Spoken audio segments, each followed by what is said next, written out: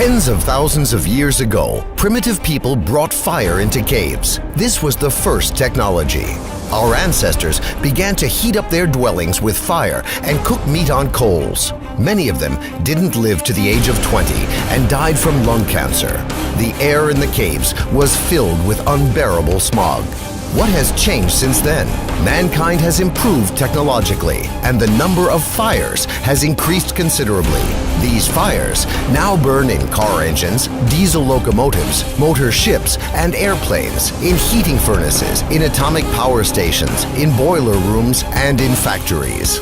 A number of the harmful and poisonous elements in emissions have become considerably more abundant in comparison to those primitive fires.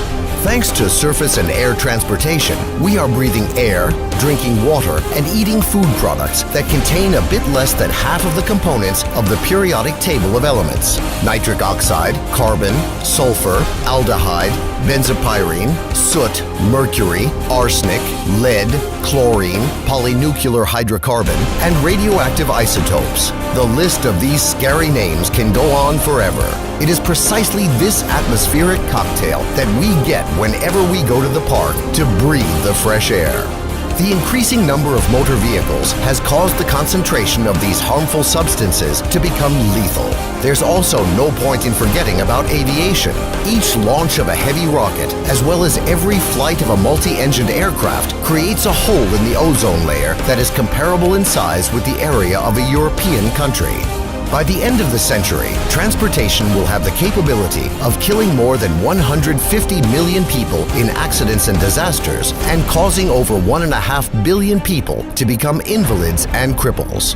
How to avoid making this monstrous sacrifice? How to keep our planet green and not ash gray? Ride horses? Walk?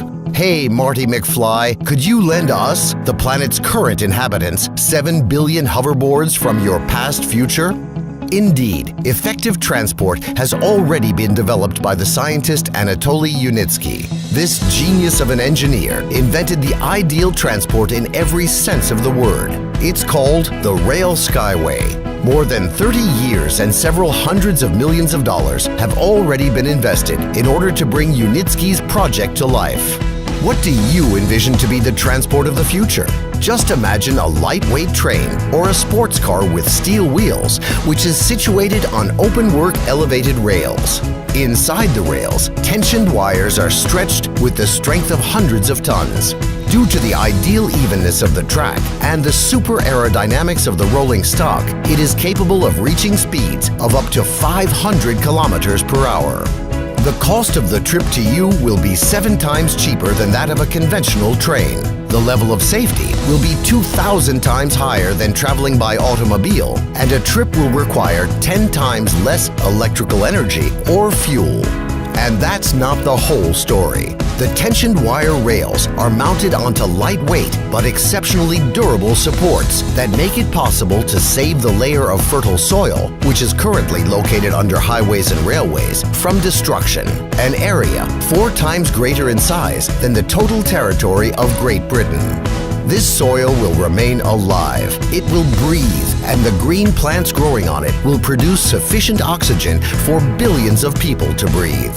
In order to implement this form of transport all around the world, it must be compared with equivalent amounts that have already been spent, which today is approximately the same cost as 2 or 3 football players or 1 or 2 paintings by not even the most famous of impressionists. And it is possible to make this a reality with only public funding.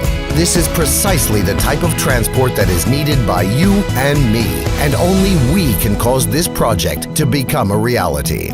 Become a co-investor of the public transport future. Invest in the future of your planet. Find out more at www.rsw-systems.com.